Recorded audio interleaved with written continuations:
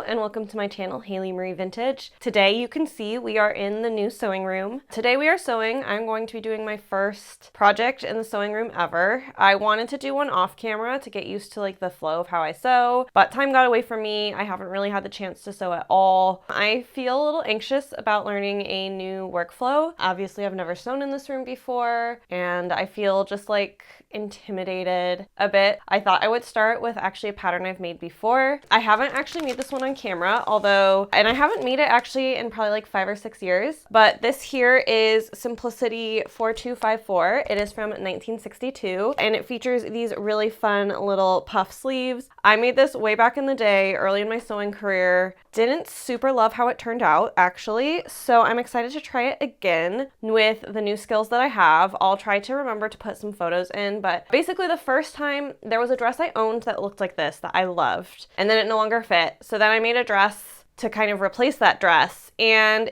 it worked okay, but I definitely just hadn't up-leveled my skills enough yet. So I'm excited to try one more time to make this dress and see where we get. I love the little flouncy sleeve. Already know off the bat I'm gonna need to make a pretty decent bicep adjustment here. I love the boat neck. I love basically everything about this dress. I will be using trim. I'm excited. I'm going to be using, it's this gorgeous wishing well fabric. I actually think this is also a really early buy in my sewing journey, but I can't quite remember. I bought this fabric because my grandmother had a fake wishing well in her backyard and it just reminded me of her, and she is one of the inspirations behind why I sew today. This is a special piece of fabric for me and I know I like this pattern, so it feels like pretty low stakes, and I know how to make a bicep adjustment like nobody's business these days. So I feel pretty confident going in. I feel very excited and I think this is a good project for me to kick off this new space with. You'll get some preview of what I guess my home looks like today. Yeah, I'll talk a little bit more later, I think, about adjusting to the new space. But for now, let's just go ahead and hop right into cutting out this fabric. First setup was definitely to figure out my ironing board, which of course you see right here. I'm in front of the closet doors. I like the lighting here, so I think I'll probably keep it this way. And my outlet is right at the end of the ironing board, so I have full range. So far so good. But yes, I do fully iron my fabric before I cut it. And from here, I do move out to my dining room table to work on tracing the sleeve pattern. I am going to be enlarging the bicep. I'm deciding to continue to use my dining room table for this because honestly, I don't want to have a giant table in my not giant sewing room. And most of the time when I'm sewing, I don't need a big table. It's really truly just the beginning. So that is kind of where I landed. But again, like the lighting here. And here you can see me adding that inch in the bicep. I've gotten a lot better at this, which has been really pleasing because my biceps keep growing. So I'm very excited to have a large space of hardwood floor to cut out patterns on. I could probably cut this out on my dining room table as well. I just actually prefer the floor. I find it's better for my back because I'm a lot more responsible in how I squat than I am in how I lean over a table. Upon looking at this pattern, I decided I'm actually going to start by just ripping the skirt pieces because they're straight pieces. This adds a couple inches to the gathering, but it ultimately won't make a huge difference. Plus, I am making the waist a little bit bigger, so it'll all scale, I hope. But here I am doing the actual cutting out of the pattern pieces. Like I said, so far so good. And here's your reminder that I do have a Patreon where you can go over and support me for $5 a month. You get access to my videos on Mondays instead of Fridays, and you also get to vote in polls. And with any dress that is not a princess seam dress, my first thing is marking the darts. This dress does have darts up along the neckline too, which is my preference in the back. But of course, then I have the usual, all the darts in the bodice as well. And after sewing the darts, I prefer to tie my darts off. Everybody has their own choice on how they do this. But yes, I like to just tie them off, and I like to just do it all at once and not as I go. And then I am, of course, going to press them open. This is still on a stage where I can use just my ironing board and not have to get out my ham. Next up, I take a look at the facing. I still use my roll of interfacing for this, even though it's a little bit annoying, but it's still less annoying than cutting out actual interfacing. So this works for me. I like to put my interfacing on the facing part, just in case it bubbles or does anything weird when I iron it. And any of the weird color changes and things, I just prefer all happen on the piece that is not the furthest out on the fabric. And then I real quick did my shoulder seams of both the bodice as well as the facing. And I'm going to be using pinking shears for the finishing of this since it is a tight cotton. And then for the facing, I'm just going to finish it with a simple turn over once and press and sew shenanigan, which is what you see here. And then I also want this trim up around the neckline. This is like a little gingerbread house trim, and it very much fits the vision of the dress that I had all those years ago. And then after sewing the facing on, I'm gonna pink up around the neckline. This just helps there not be like an obvious kind of bulky seam line in the neckline. It shouldn't be a problem with this fabric, but to me it doesn't hurt to trim this as long as you still leave a good amount of space. And then the natural thing the trim here does is it faces up, which is what it shows in the illustration as well. I know that I don't want this to face up. It's going to be a sensory nightmare for me. So I am just gonna press it down with my iron, and then I will hand sew each point down. I just know that I get itchy and overwhelmed by things like this being pointed up at my neck. But I did also need the trim out of my way for the understitch, which is what I am doing right here. This is gonna help me keep a clean line on the facing since I can't rely on the trim to be kind of that middle thing. All right, I am doing a little bit of hand sewing. I'm sewing down the like gingerbread trim onto the thing.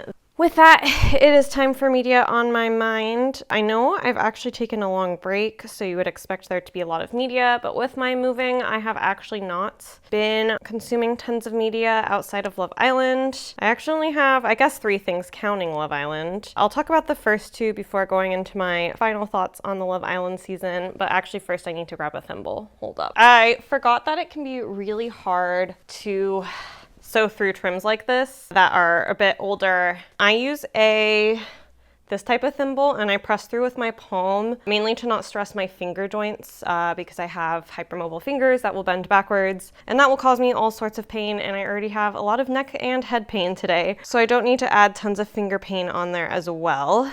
But anyway, back to media on my mind. Yeah, like I said, I have 3 things. The first thing is I just watched Savior Complex. It's on HBO. It chronicles Renee Bach, who was a young evangelical woman who went to Africa, started up a medical clinic essentially that was not running with license, and there's like debate about how many children that ended up killing. And this was a documentary about that, and I loved this documentary. This was a great documentary in not telling you what to think. I watched all this go down. This is very vivid in my memory, primarily because around this time was when I was starting to deprogram myself from my own evangelical background, specifically around missions and neocolonialism. This was like very on my radar at the time. I was watching all the posts. I was following No White Saviors, which was one of the groups like kind of leading the charge against her. And this documentary was really interesting because I want to be clear that what she did was illegal and unethical. I don't think it was malicious murder the way maybe it was kind of purported to be. I hate to say it, but like I can see parts of who I was in Renee Bach and the way you're raised to serve. So seeing actually like interviews with her was actually very fascinating to me because I think before I had never seen anyone talk to her directly. I think before watching this documentary, I just thought she was a racist piece of shit, quite honestly. And this really like kind of changed some of my perspective on it, and some of that is like the staff they speak to. Back when this all, like I feel like I'm softening to her too much. To be clear, I think she should be held accountable. I actually do think she should be in prison. It wasn't as crystal clear or as black and white, I guess, as I expected is what I'm trying to say. So it was a really interesting documentary, and I feel like I'm doing it a big disservice with my own commentary even. But what I loved is it just like kept me thinking. I've been thinking about it since I finished it. I felt like the perspectives were also nuanced, and I don't always feel that way about a documentary. And again, like I didn't leave this documentary feeling like I knew how to feel about everything I just watched. And yeah, I would highly recommend watching it. Another one, I just listened to a podcast. It's about human trafficking at its core. It's about people being lured into different countries for labor to scam people. And it was one of the most fascinating listens I've had in a minute on a podcast series. I just generally have found myself not very enchanted with very many podcasts lately, so it was nice. I was totally hooked on this, and I like listened to it all while like cleaning and unpacking and organizing, and it was just absolutely riveting. I learned a lot. I know quite a bit about human trafficking. I do talk about human trafficking when I talk about labor and cost of labor, much like the way that they recruit for Scam Factory. That is also how people get trafficked in garment factories. So I was familiar with like the ploys they use. They tell you you're gonna get paid more. They potentially even bait and switch what country you're gonna be in. They hold your passport. A lot of the mechanics, that's not the word I'm actually looking for, but a lot of the human trafficking that happens within garment workers is very similar to what's happening in these scam factories.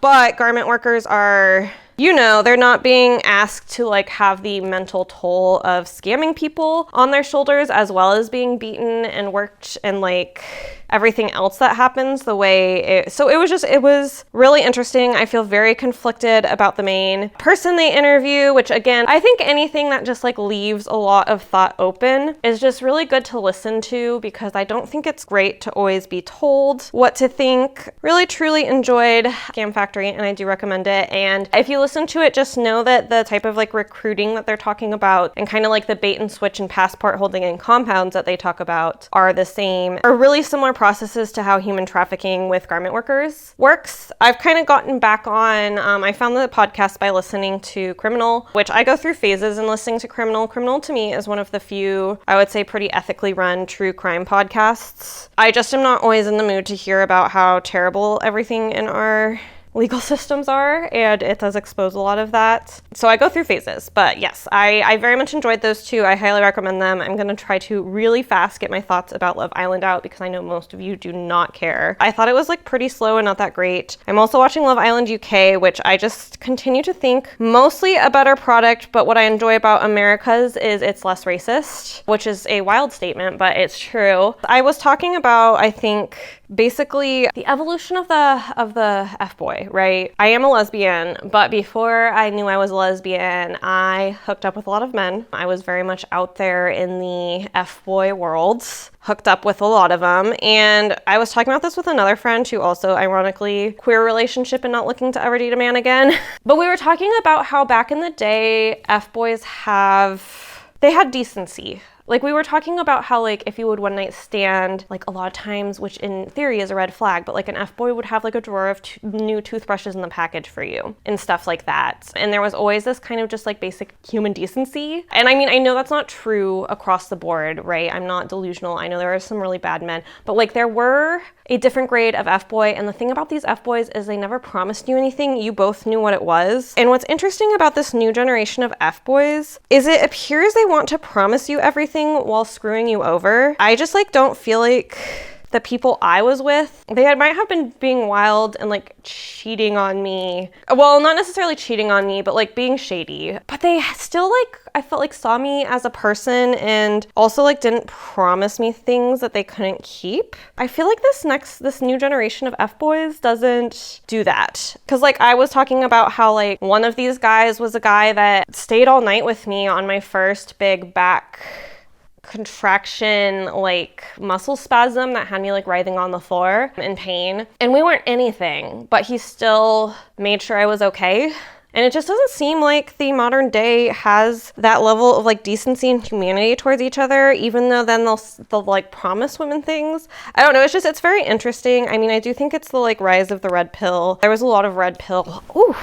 Got me bad. I'm going through like a bunch of seams here, so I'm not surprised. I just always find the social reflection of Love Island very interesting. I love watching it. I won't say I will never not watch it, because it's a huge time commitment and maybe one day I'll have more of a life. I also just like having a show that I can turn on every single night and not have to think about what I'm gonna watch. My next show that I'm watching is I have started the new season of Project Runway. It should still be running by the time this video goes live. And woof. I've only seen the first 2 episodes when I'm recording this, which those are the only 2 out. And they're bad. I'll still watch it because I do like seeing the clothing and I do like hearing judges or critiques of the clothing and kind of thinking what I think about them. It has resulted in me rewatching older seasons of Project Runway, and I do miss, like, there was still drama in the old seasons, but I felt like it was still more about fashion than it was about drama and like more about creative process and stuff, versus now it feels like it's all about drama. And I hate that they keep bringing RuPaul's Drag Race people on it who aren't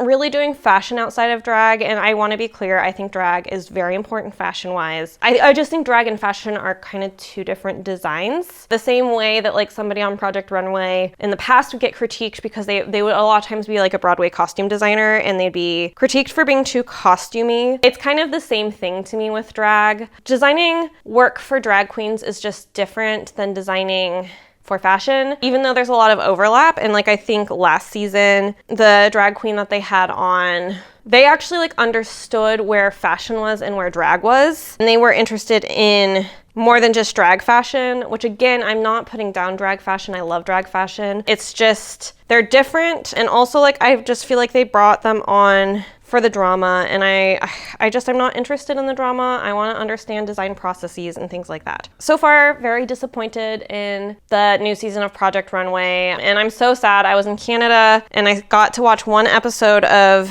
Project Runway Canada, and the new season of that looks so good, but I can't find anywhere I can continue it now that I'm back in the US. So I'm so bummed about that because again, it looks so darn good. So if you know how to get around that, because even my VPNs and stuff is not helping me because I do not have a credit card with a street address in Canada. If you know how to get around anything and how I could watch Project Runway Canada, let me know because it looks like it was so good. But I'm gonna end this little chit chat. Hopefully you enjoyed hearing the different things that I'm watching. I am not even halfway on this, but I think I'll start moving a lot faster now that I'm not chatting, and I will catch you back in my sewing room.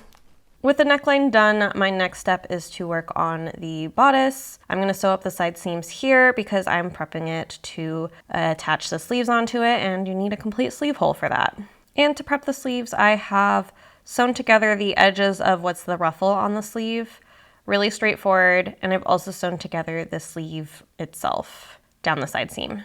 I did a quick, again, fold over and sew with the edge of the hem of the ruffle, and then I want this trim on it, so I'm just sewing that on the underside. The next step, again, is just to gather the ruffle, which is what I'm going to do here. I did make these ruffles a little bit longer because I felt like that was needed for the added spread I put on the bicep.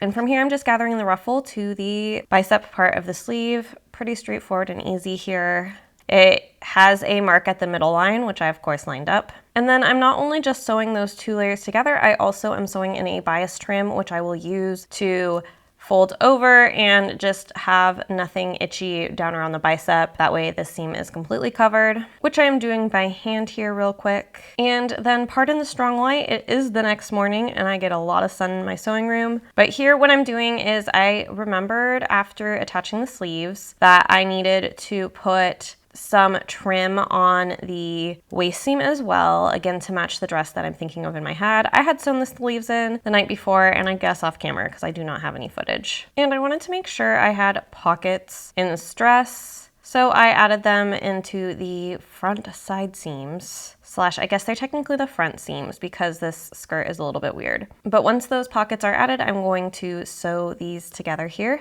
up the side seam. And then it is time to gather away. I'm running 2 rows of gathering stitches, one at 3/8 and then one at 1 1/4 inch. This then leaves a perfect stitching line down the 5/8 mark, which is what I prefer. This is how I keep my ruffles in order, or my gathers in order. I find if I don't do the second row of stitching, they can start to fold weird into themselves, so this just keeps everything under control. And then I just get to gather this down to fit the skirt, the 60s, early 60s specifically. Really liked a very bell-shaped dress, so this is actually quite gathered at the top, even though it is still straight down at the bottom. With the waist seam sewn, I'm going to again sew down the trim. This just makes it washproof later. Technically, I don't need to do this, but I like to iron as little as possible after I've finished a garment, and this will help me not have to like really control where the trim goes after I wash something. And with all of that work done, I am now adding in the zipper so I can try this guy on before hemming it. And my first step for the hem is that quick again turn over once deal. This will just keep the edge nice and clean and finished without any fraying threads. I am also going to add in my label up on the facing. And then Spooky is joining me. Yes, she loves this new apartment. And I am just tacking down the facings to the shoulder seams and the back seams. Basically anywhere I can tack the facing down, I'm doing that.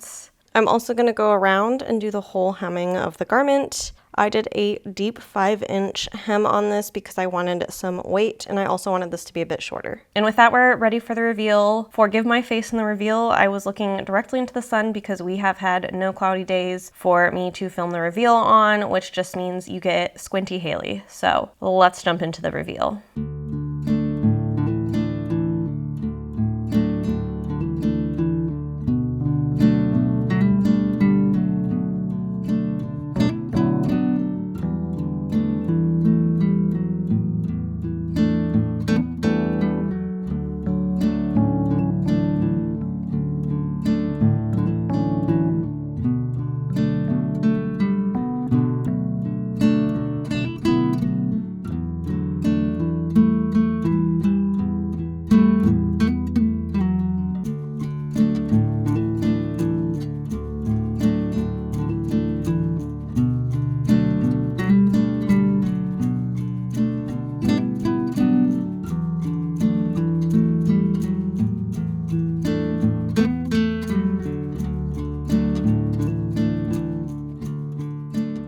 right, you've seen the reveal. I really needed a pair of sunglasses, and now I have my sunglasses organized, so I don't know what stopped me from actually using them, but next time, because there's plenty of summer left. We're gonna jump into our usual order of operations at the end of this. We're gonna go through cost breakdown, and then I'm gonna talk about my thoughts on this project, and then of course we have Hope Helps. The fabric for this, I actually can't remember if I bought it online or not, but I spent $87.70 on this. I had a little bit under 6 yards of this, so notions wise. So the trim for this cost $6.50 a yard, which led to a total of $22.75. And then I had a thread, a zipper, and a label that I all had to account for, which brought me to Notion's total of $26.42. And then as far as the pattern goes, this actually was a pretty affordable pattern to find and replace, but I'd been looking for this in a specific size for a while, so I felt willing to wait on cost, and I spent $11.86. This brings me to a supply total of $125.98. Definitely a little pricey for a simple cotton dress. If I hadn't used the trim, that would have helped. That would have gotten it about under 100. I just feel like stuff really added up here, and the fabric itself was just kind of expensive. Sometimes that just is the way it is, especially like I don't know that I would have paid that for that fabric today and now, but you make different decisions at different times, so that's the way it is. As far as labor totals, so on this channel we always talk about labor, we talk about living wage, and I feel like some of what I talked about in Media on My Mind like directly reflected that. Of course, my labor is not one-to-one in a factory. Use your critical thinking skills that I know you have. I'm just talking about how long it does take to put a garment together and how many steps, and that we should honor and respect the people who do that to make our clothing by having them be paid, which a lot of companies do not do. As far as labor hours go, for me personally, I spent 1 hour and 30 minutes cutting this out. I don't know why this took so long for me to cut out. I guess I did do that bicep adjustment, and that does end up in the cutting, so that probably is what brought it up. It definitely shouldn't have taken me, in my opinion, over an hour, but it did. Could have been lollygagging. Sewing wise, up and down between the machine and the ironing board, that was 6 hours of work. And hand sewing, this is where stuff really stacks up because I'm a big hand sewer. I did the hem, and then I sewed down every single little bit of piece of the gingerbread type trim, just again so I can wash this and have the ease in washing this. So that is what got my total so high. Overall, the labor this took was 9 hours and 45 minutes. Again, this would have been a lot shorter had I not done all that hand sewing, and of course in a factory you wouldn't be doing hand sewing. They would be finishing that hem using special machines, and they would be not as worried about the trim laying right because they would have a lot better pressing system than me and all that. But all that said, I talk about a living wage still. Here in Seattle where I live, a living wage is $51 an hour. This is enough that you are like solidly middle class, but still not middle class enough, I think, to buy a house. But you could at least like go on vacation and replace your car when the time comes, you know? But I multiplied that 9 hours and 45 minutes by that $51 to get a labor total of $497.25, which brings this project total to $623.23 if we count my labor plus the supply costs. Of course, you can't sell a dress for that much, especially such a simple house dress, but I think it still just always kind of begs the question of how are we buying clothing that is so cheap? I mean, the answer is forced labor and unethical labor, of course. And I just feel like when you kind of start to put up totals, you can really see that, because even if in a factory setting, say, all the steps this dress had to go through took 3 hours, you're still looking at like what should be $150 of labor, and that's just not happening at the moment, right? And yeah, it's always important to think about the workers and the people who make your garments. We are going to move it on over to my next segment where I talk about the project itself. I have to say, I absolutely love this dress. This is everything I pictured in my brain, which does not always happen. I do find that making clothing is the most successfully I can get something in my head out into the world. But fit-wise, this was everything I wanted. That extra room in the bicep really made a huge difference. Even in the very, very first dress, the teal one that I loved so much, even when it fit me, I remember feeling very restricted arm-wise. That's the other thing about widening the bicep, is often it gives you just a little bit more space in general in your shoulder to move your arms. In general, this just fits fits me really well. I felt like I took up the waist the exact right amount, which is not always the case. I felt like this one just hit just right. I love the waist decoration, and the ruffle is like just the right. This fabric is like the right amount of stiffness while also being loose and flowy enough. And also I just feel like I hemmed it to just the right length. This is a little shorter than I usually go, but we are headed towards the 60s, which means skirts are going up. I love the fabric. I love this dress. I can see this quickly becoming a front runner for being worn in my wardrobe. It is so pretty, and it just really brought back the feeling that I felt in that teal dress. Yeah, I don't always feel like things just magically come out of my brain and work. As far as things I would have done better on this dress, I don't think that I could improve this dress even if I tried. It also has pockets. I am currently in a phase of sometimes still wearing dresses a lot that I didn't put pockets in back in the day, because I used to not put such a priority on pockets. I just think it's a little bit natural that as you get older, certain functionality becomes more important to you. And now, whenever I wear a dress that I made that I didn't put pockets in, I curse past Haylee. So having pockets in this one's gonna be great. It's also like a little bit of a different colorway from other things in my wardrobe. So just across the board, I think this is a great wardrobe ad, and I'm very excited, and I do see myself using this pattern again and again. Because again, with my skill, I was just able to get this exactly correct in the way I envisioned. I always highly recommend revisiting a pattern that maybe you haven't revisited since like your first year of sewing. You'll always just see truly how much you grew. With that, we're gonna dive into Hope Helps. Typically, I try to go into the news, but frankly, I'm filming this the Monday after the mass shooting here in Seattle, and it's tough for me to be in the news right now. So I am not in the news right now because it just isn't possible for me to avoid any info about that. Yeah, so to protect my mental health, I need to be out of the news right now. But I do want to talk about something I've been thinking about a lot in my personal life that gives me hope. I've been thinking a lot about handcrafts and just kind of like talent and discipline in art a lot recently, and it's just been giving me hope. I will say the kind of like flashpoint of this was seeing the Hadestown musical in theater, and Hadestown, it really centers a lot around worker solidarity as one of the main messages of it. And it really got me thinking, watching all these really talented people. Also, I've been going to some art galleries, and I've been listening to a lot of new to me music. So I've just been ingesting a lot of art, and I've been thinking about just how truly powerful art is and how much art can move you emotionally and spiritually. And it just like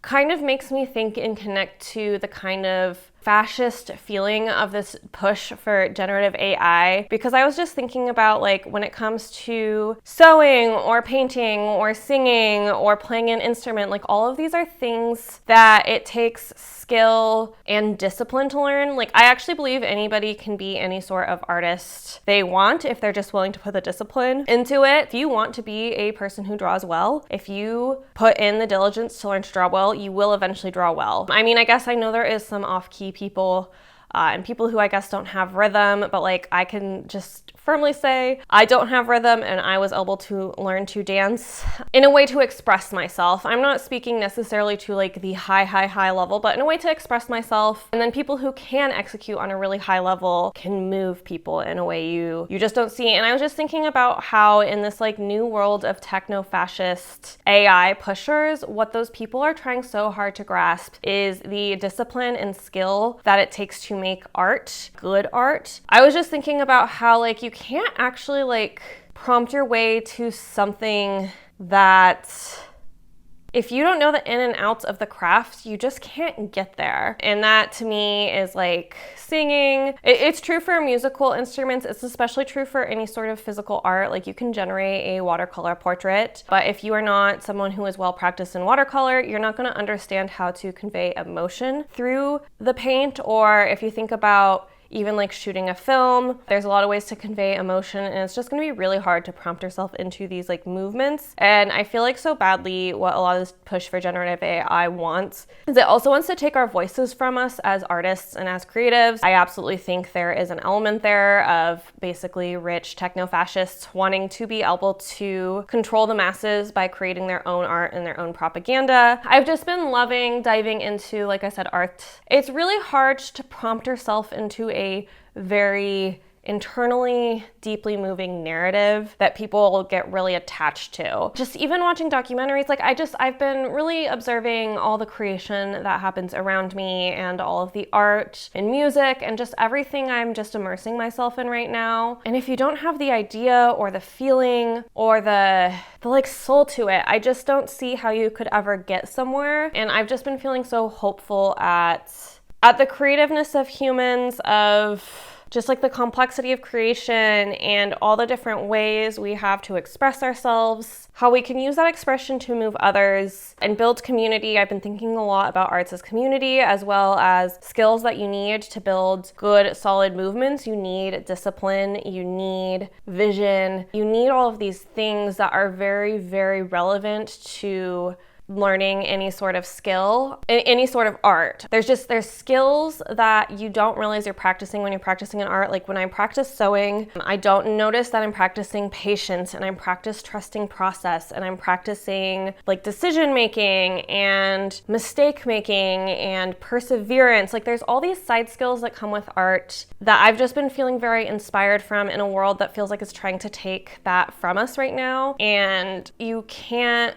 really take that from us, I don't think. I mean, I think we can resign ourselves and decide to let it be taken from us, but I don't.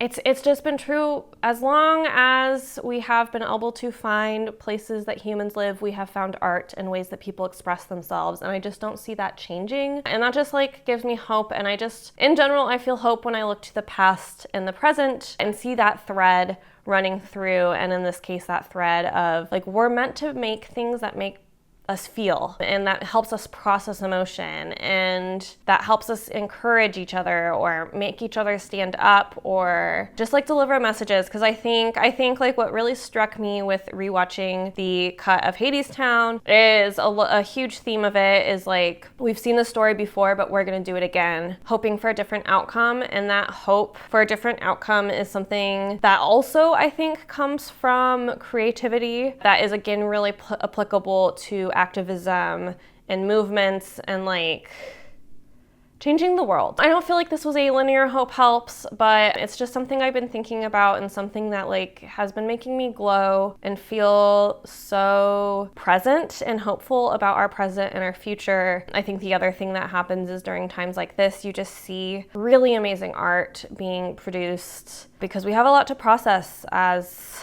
people. Hopefully somewhere in this weird string of thoughts, you find some encouragement. Hopefully I'll be back with kind of more normal hope helps next round this comes. Until then, as always, take great care of yourselves. Treat yourselves with kindness and love. Treat others with kindness and love. No one's alone. Go consume some art and go spend some time in creative spaces. I'm gonna give my usual wrap-up spiel. As always, you can support me over on Patreon. You can find polls, and I do post on usually Monday, sometimes Tuesday instead of Friday, but most of the time I swear it's Monday. So you get access to early content, and like I said, you get access to polls, and then of course you can always support me with a thumbs up or a comment down below. This just tells the algorithm you like what's happening here. And if you're new here and you're still here, stick around and subscribe. I have lots of great crafts and talks about media and whatever decides to float my boat for the day ahead. I post almost every Friday at 8 a.m. Pacific time, and I will see you next week. Bye!